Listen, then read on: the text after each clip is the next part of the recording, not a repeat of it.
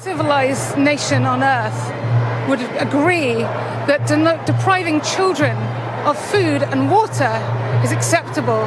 I'm here because I'm a human being, and anyone with a conscience believes that a civilian population should never be punished in this way. It's collective punishment, it's a war crime.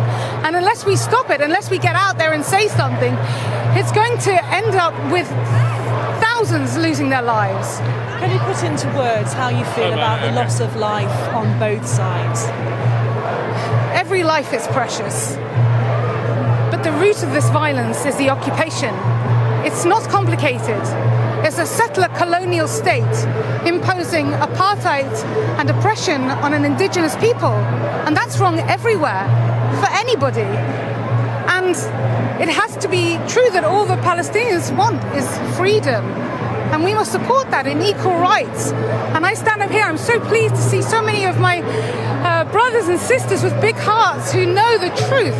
And the Western media has a duty now to tell the truth about what's happening, because I am seeing the worst horrors I could ever have imagined. I grew up in the shadow of the Holocaust, and we said never again, and that means never again for anyone. And I beg of anyone, if they have a conscience, get out there and speak and demand your leaders speak. There seem to be, of course, deep divisions on either side, but you've come out today and you were telling me earlier that this is about being a human, a fellow human being.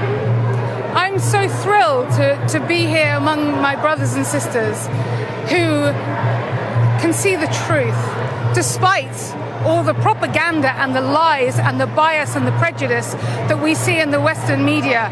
It has been, quite frankly, an appalling week. What would you like to see the UK government do now? They must demand a ceasefire.